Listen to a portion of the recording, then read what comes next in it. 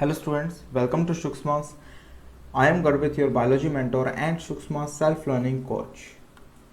In this video, we cover oogenesis. In last part of this video, we cover spermatogenesis. Okay, spermatogenesis कहाँ हो रहा था? Mail में हो रहा था और oogenesis कहाँ देखने को मिलेगा आपको? फीमेल्स में. यहाँ पर क्या हो रहा है? oogenesis, that mean formation of gametes. Females के अंदर गैमेट्स कौन से हैं? एग बोल सकते हो और you as a called ovum. Okay अभी हम ये कंप्लीट प्रोसेस किसके अंदर देखने वाले हैं? फीमेल्स के अंदर. तो स्टार्ट करते हैं हमारा टॉपिक oogenesis. जैसे कि अगर मैं बात करता हूँ स्पर्मेटोसाइट की, स्पर्मेटोसाइट जब हम मेल्स के अंदर पढ़ रहे थे ना, स्पर्मेटोजेनेसिस, उसके अंदर क्या हो रहा था? सबसे पहले क्या था आपका? स्पर्मेटोगोनिया, जिसकी वजह से क्या हो रहा था? आगे फॉर्मेशन हो रहा था, स्पर्मेटोजेनेसिस हो रही थी, राइट. यहाँ पर oogenesis में क्या आएगा? oogonia. It is your oogonia, जो कि एक डिप्लॉयड स्ट्रक्चर है, पर जब हमने स्पर्मेटोसाइट यानी जब हम स्पर्मेटोजेनेसिस कर रहे थे, जो स्पर्मेटोगोनिया था वो क्या था? वो भी डिप्लॉयड था. इनको ऐसे इंटरलिंक करके चलना है, आपको याद रहेगा. अब जैसे ये oogonia है, oogonia में जैसे ही क्या हुई? माइटोसिस हुई. क्या होती है? माइटोसिस. वैसे ही फॉर्मेशन होती है आपकी प्राइमरी oocyte की, जो कि एक डिप्लॉयड स्ट्रक्चर है. स्पर्मेटोजेनेसिस के अंदर जब हमने प्राइमरी स्पर्मेटोसाइट बनाया था, वहां पर भी डिप्लॉयड स्ट्रक्चर थी, और फीमेल के अंदर जैसे ही प्राइमरी oocyte बना तो यहां पर भी डिप्लॉयड स्ट्रक्चर है, राइट. अब प्राइमरी oocyte के अंदर क्या होता है? मियोसिस. क्या हुआ? मियोसिस हुआ. मियोसिस फर्स्ट, जो कि ये एक ऐसी स्टेज है जो कि सस्पेंडेड है, सस्पेंडेड एट प्रोफेज फर्स्ट. इस लेवल पर क्या करता है? मियोसिस फर्स्ट सस्पेंडेड होता है. ओके. और अब जैसे ही आपकी चाइल्डहुड स्टेज आती है, मैं आपको बताऊंगा, कंप्लीट बताऊंगा. अभी यहाँ पर एक छोटा सा बोल सकते हो कि एक ट्विस्ट आने वाला है, उसको हम लास्ट में ही कवर करेंगे. मतलब ये सबसे पहले oogenesis डिस्कस कर लेंगे, फिर हम उसको स्टडी करने वाले हैं, राइट. अभी जैसे जैसे मैं बना रहा हूँ, बस वैसे वैसे आप भी बनाते जाना, नोट करते जाना. यहाँ पर क्या हुई आपकी? Meiosis first. ओके. अब मियोसिस फर्स्ट के बाद आपकी आती है childhood stage. It is a childhood stage.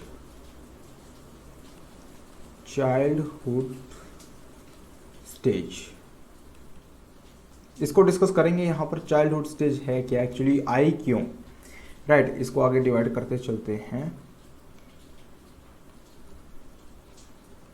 और ये क्या बना लिया इसने? सेकेंडरी oocyte को.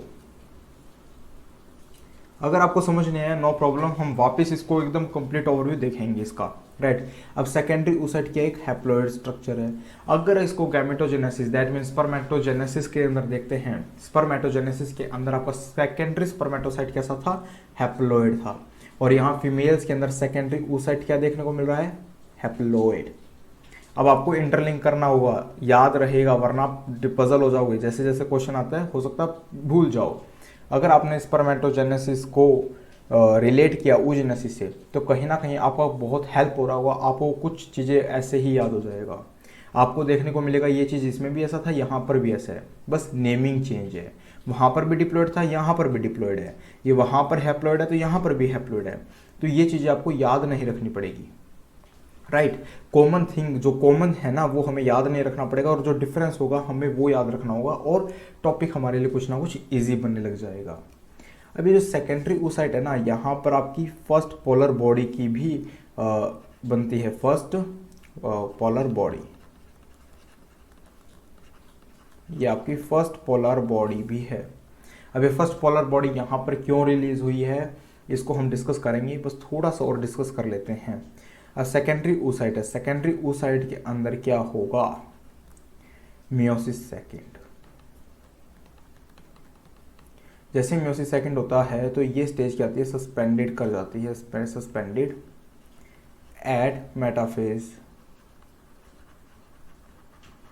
सेकेंड स्टेज पर। ओके, अब जैसे ही सेकेंडरी oocyte के अंदर क्या हुआ, मियोसिस सेकेंड, जो कि एक ऐसी स्टेज है जो सस्पेंडेड है एट मेटाफेज सेकेंड के ऊपर, राइट। इसके जस्ट बाद क्या बन जाता है, ओवम।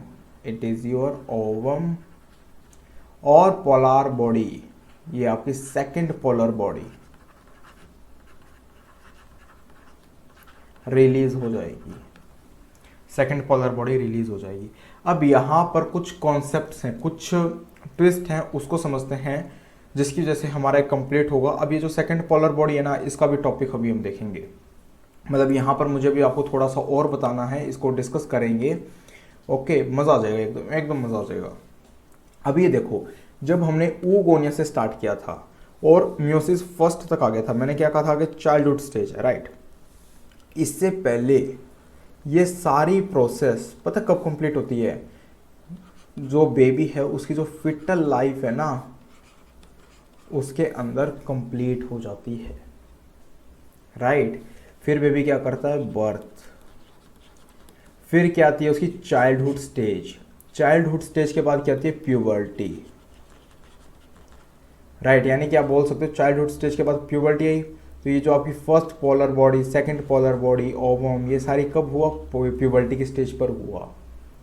ओके, अब देखना, जैसे ही आपकी चाइल्डहुड स्टेज क्रॉस होती है, दैट मीन आप प्यूबर्टी एज में आ रहे हो, तो प्यूबर्टी एज में आने के बाद सेकेंडरी oocyte रिलीज हो रहा है और साथ ही साथ फर्स्ट पोलर बॉडी भी रिलीज होगा, but second polar body release नहीं होगा। क्यों सर, अभी तो आपने कहा कि ओवम बन गया, तो साथ ही साथ सेकंड पोलर बॉडी भी बन गई, रिलीज हो गई, बन गई, रिलीज हो गई। पर ये रिलीज कब होती है, ये सुनना, ये है आपका ओवम, ये है स्पर्म, इनमें क्या होता है, फर्टिलाइजेशन, राइट। जैसे ही फर्टिलाइजेशन होगा तो आपकी जो सेकंड पोलर बॉडी है, सेकंड पोलर बॉडी है, वो क्या होगी, रिलीज हो जाएगी। क्या हो जाएगी, रिलीज हो जाएगी। यहाँ पर आप ये बोल सकते हो कि इसको चलो मैं एक और बना देता हूँ। एक काम करो, यहाँ पर मियोसिस सेकंड हुई, मियोसिस सेकंड के बाद क्या बन गया, ओवम बन गया। इस ओवम को मैंने क्या किया, फर्टिलाइज कर दिया। फर्टिलाइज के बाद जस्ट बाद क्या बन गया, second polar body, second polar body release हो गया। ठीक है, ये भी बोल सकते हो। तो ये कॉन्सेप्ट था। अब यही डायग्राम हम एनसीईआरटी में समझते हैं। एनसीईआरटी का जो डायग्राम है ना, उसको समझते हैं एनसीईआरटी क्या बोलती है। यहाँ पर क्वेश्चन क्या क्या आ सकते हैं, फर्स्ट पोलर बॉडी रिलीज कब होती है, at the stage of puberty. Second polar stage कब रिलीज कब होगी, at the time of fertilisation, that mean fertilisation हो जाएगा उसके बाद। और क्वेश्चन क्या बन रहा है, मियोसिस फर्स्ट कौन सी स्टेज में सस्पेंडेड है, prophase first, metaphase second, prophase second, किसके अंदर, राइट।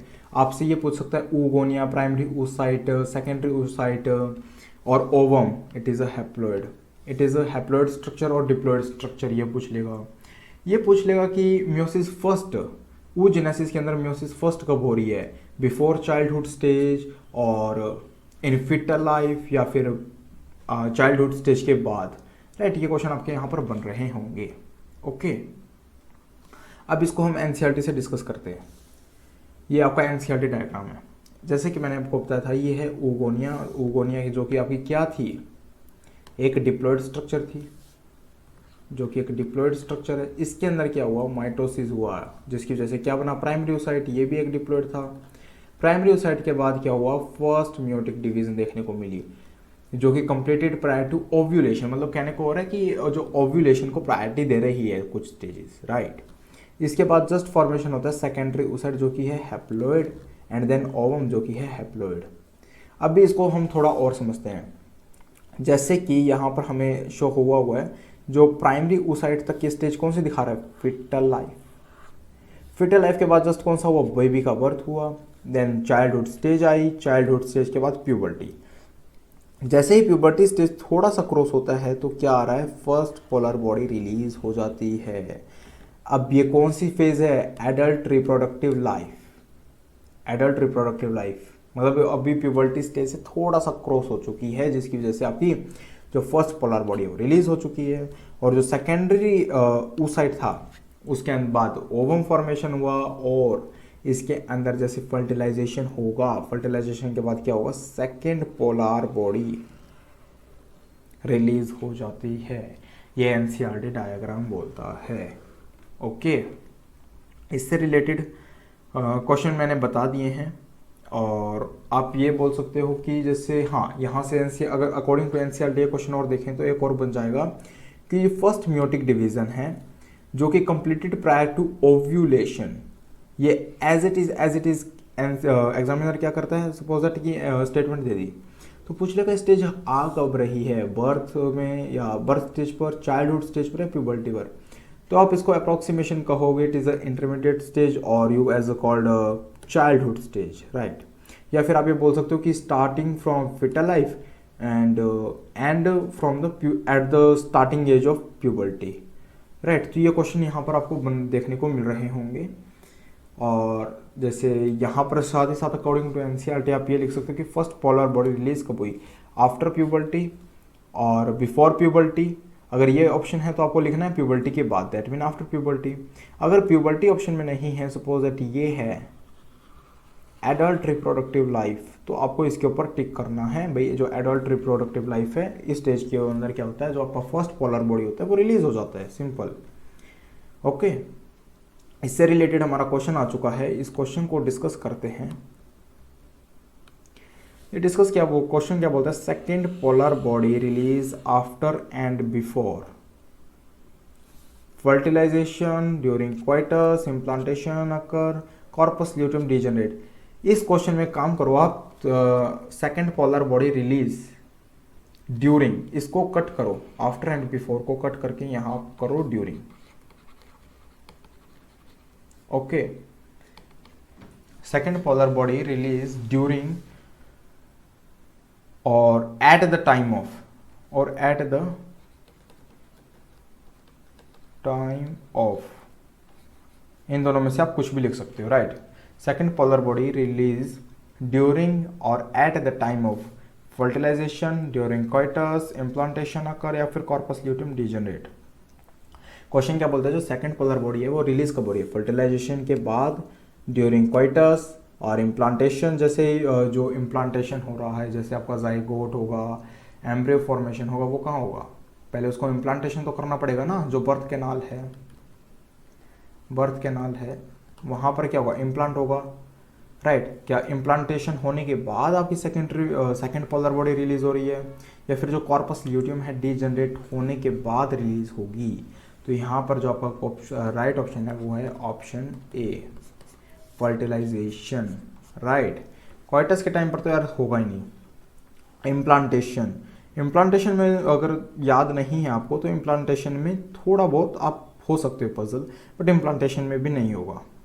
कॉर्पस ल्यूटियम डीजनरेट, देखो अगर कॉर्पस ल्यूटियम डीजनरेट हो गया तो मैंशुरेशन हो जाता ना, मैंशुरेशन हो जाता तो आप इसको इजीली कर सकते हो। जब मैंशुरेशन हो गया तो सेकेंड पोलर बॉडी रिलीज होगी, नहीं होगी ना, तो at the time of fertilisation और आप बोल फर्टिलाइजेशन आएगा, राइट। अगर आप ऐसे ही क्वेश्चन को लाइव अटेम्प्ट करना चाहते हो, अपनी सेल्फ स्टडी को कंप्लीट करना, सो स्टूडेंट्स जैसे कि मैंने आपको बताया कि it is a self learning game beyond knowing. इस गेम में पार्टिसिपेट करके आप अपनी सेल्फ स्टडी को पूरा कर सकते हो, और इस गेम की सबसे खास बात पता है क्या है, it is a self learning game, जहां आपको एक सेल्फ मेड क्विज क्वेश्चन और एक आंसर और एक प्ले क्विज करनी होती है। आइए अब ये देखते हैं कि इस गेम को खेलते कैसे हैं, मतलब प्ले कैसे करते हैं। आपको यहाँ पर क्विज टैब पर जाना होगा और आपके पास ये टैब ओपन होने वाला है। जैसे ही आपके पास ये स्क्रीन ओपन होती है, इंटरफेस ओपन होता है, तो वहाँ पर आपको क्या देखने को मिलता है, पोस्ट अ क्विज। यहाँ पर सबसे पहले आपको आपके क्विज को पब्लिक कर सकते हो, प्राइवेट कर सकते हो, या फिर ऑनली मी या फिर पब्लिक, यहाँ पर आप कर सकते हो, public is best. Second thing, आपको क्वेश्चन क्रिएट करना होगा, जैसे कि अभी हमने जितना भी पढ़ा उससे रिलेटेड आप क्वेश्चन क्रिएट कर सकते हो, राइट। अगर आपसे को क्वेश्चन क्रिएट नहीं करना आ रहा तो आप चेंज कर सकते हो, जैसे कि मैंने क्वेश्चन क्रिएट किया, which of the following show follicular atresia. अगर आपको क्रिएट नहीं करना आ रहा, सपोज दैट आपने नोट लगा दिया कि इनमें से ऐसा कौन है जो कि फॉलिकुलर एट्रेशिया को शो नहीं कर रहा है, राइट।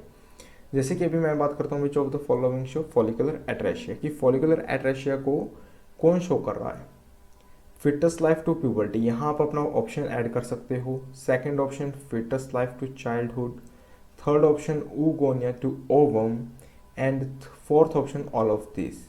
तो अभी जैसे कि हमने फॉलिकुलर एट्रेशिया को स्टडी किया था कि इसमें फॉलिकल डिजेनरेट हो रहे थे, जैसे कि फिटस लाइफ टू प्यूबर्टी जा रहा था तो भी आपके फॉलिकल डिजेनरेट हो रहे थे, और फिटस लाइफ टू चाइल्डहुड तब भी आपके क्या हो रहे थे, follicle degenerate. oogonia to ovum, oogonia की बात करते हैं तो ये आपका फिटल लाइफ से रिलेटेड हो गया। ओवम की बात करते हैं प्यूबर्टी या फिर प्यूबर्टी की जो एडल्ट एज होती है उसकी बात होगा। दैट मीन्स कंप्लीट प्रोसेस में भी तो आपके फॉलिकल डिजेनरेट हुए, तो हमारा ऑप्शन कौन सा हो गया, फोर्थ ऑप्शन, राइट।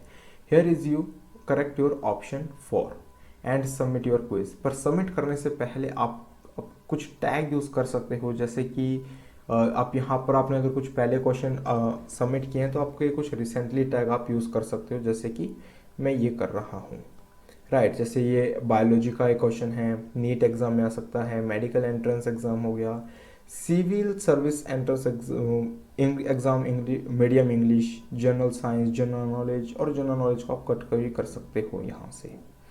और आप कैसे कैसे ऐड कर सकते हो, सपोज दैट कि KVPY एग्ज़ाम है ये, राइट। और यहाँ पर जैसे कि मैं किया तो KVPY मैंने ये टैग ऐड कर दिया, ओके। और फिर आप यहाँ क्या कर सकते हो, सबमिट द क्विज। अब मैंने आपको बताया था कि बियॉन्ड नोइंग। अब देखना, जैसे कि यहाँ पर जैसे आप सबमिट करते हो क्विज तो आपके पास ये ऐसा इंटरफेस ओपन होता है, और मैंने आपको बताया कि बियॉन्ड नोइंग, आप बियॉन्ड नोइंग पर जाओगे, पॉइंट्स टेबल,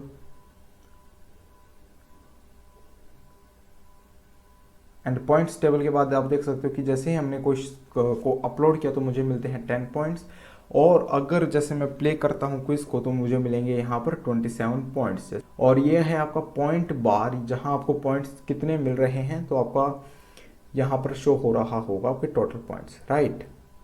अगर आपको मेरे क्वेश्चन और नोट्स चाहिए तो आप मुझे फॉलो कर सकते हो शुक्स मार्क्स पर। प्रोफाइल लिंक आपको डिस्क्रिप्शन में मिल जाएगा, and this will also allow me to see your version of self made question there. और हाँ, subscribe the beyond knowing using my referral code GARV20915 to play game under my group. और अब एक और concept समझते हैं हम, ये काफ़ी इंपॉर्टेंट कॉन्सेप्ट है, यहाँ सर क्वेश्चन आते हैं। अभी तक हमने क्वेश्चंस वगैरह देख लिए हैं और oogenesis कंप्लीट कर लिया, बस इसके अंदर हम थोड़ा सा और देखते हैं जो एक मेजर इंपॉर्टेंट क्वेश्चन बोल सकते हैं आप oogenesis के अंदर। First of all oogenesis start कब होती है, आपको बताना है start during second month of gestation, second month of gestation, right. अब एक और हमें कॉन्सेप्ट देखना होगा जो कि एक मेनली मतलब जैसे अगर आप मेंस्ट्रुएशन अब टॉपिक आपने स्टडी किया हो तो वहाँ पर भी आपने पढ़ा होगा, बट ये टॉपिक मैं यहीं कवर कर रहा हूँ और मोस्ट ऑफ द यहीं पर ही एक पढ़ाया जाता है कि जो फॉलिकल्स होते हैं, फॉलिकल वो डीजेनरेट कैसे होते हैं, फॉलिकल डीजेनरेट, स्पेलिंग मिस्टेक है यार, इसको सही करते हैं, डीजेनरेट जो भी है देखना, हमें इस कॉन्सेप्ट से मतलब है, स्पेलिंग से नहीं लेना देना, मेरे को कॉन्सेप्ट से ही लेना देना है और आपको भी कॉन्सेप्ट से लेना देना होना चाहिए, ओके। यहाँ पर देखना oogenesis कब स्टार्ट हुई, ड्यूरिंग सेकेंड मंथ ऑफ कैस्टेशन। अब यहाँ पर हम फॉलिकल डीजेनरेशन वाला प्रोसेस देखते हैं जिसको हम और क्या बोलते हैं, फॉलिकल एट्रेशिया भी बोलते हैं, ओके। जब कैस्टेशन टाइम आएगा, at the time of gestation period, gestation period के पास में आपके पास होते हैं 6 लाख फॉलिकल्स, ओके। जब birth, at the time of birth, during the time of birth, ये फॉलिकल क्या हो जाते हैं, डीजेनरेट हो जाते हैं,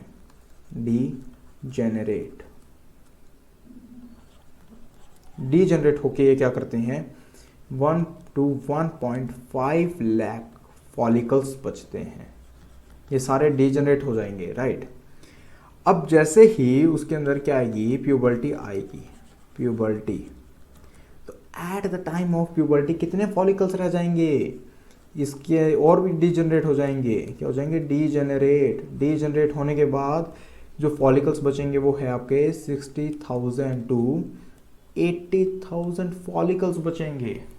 ओके, अगर यहाँ से क्वेश्चन की बात करते हैं तो क्वेश्चन कहाँ से आ जाएगा कि एट द टाइम ऑफ कैस्टेशन और बर्थ पीरियड और प्यूबर्टी पीरियड फॉलिकल्स कितने थे, राइट। और डीजनरेट मतलब जब कैस्टेशन से बर्थ के अंदर आ रहे हैं तो फॉलिकल्स कितने डीजनरेट हो रहे हैं। ऐसा क्वेश्चन ज़्यादा आएगा नहीं, क्वेश्चन आपसे पूछा जाएगा कि eight the time of birth कितने फॉलिकल्स पूछे जा सकते हैं। ओके, एग्जामिनर मैं तो हूँ नहीं जो मैं आपको बता दूंगा कि क्वेश्चन यहाँ से नहीं आएगा, पर फिर भी हमारा काम यही है क्वेश्चन को अच्छे से डिस्कस कर लेना। ओके, अभी जो फॉलिकल डीजनरेट वाली बात थी इसको हम क्या बोल सकते हैं, फॉलिकल एट्रेशिया। क्वेश्चन में आपसे आ जाएगा कि सपोज दैट कि गेस्टेशन से बर्थ में गया, नहीं 6 lakh follicle, no no no no, हाँ क्वेश्चन ये बन सकता है आपका gestation period to birth period में चला गया, और उस टाइम क्या हुआ, जो 6 लाख फॉलिकल्स थे वो डिजनरेट होके 1.5 लाख फॉलिकल्स बच गए। इस प्रोसेस को हम क्या बोलते हैं, ऑप्शन में आ जाएगा फॉलिकल एट्रेशिया। तो आपको टिक करना है किसके ऊपर, फॉलिकल एट्रेशिया के ऊपर। ओके, इस वीडियो में हम इतना ही रखते हैं। Okay, I hope that this complete whole video आपको अच्छे से समझ आया होगा, अंडरस्टैंड हुआ है आपको हर एक एक पॉइंट। तो अगर आपको कुछ पॉइंट नहीं समझ आए तो आप कमेंट बॉक्स में ज़रूर राइट करना, ओके, ताकि हम उस पॉइंट को इम्प्रूव कर सकें, आपके डाउट्स को क्लैरिफाई कर सकें। Okay, so thank you.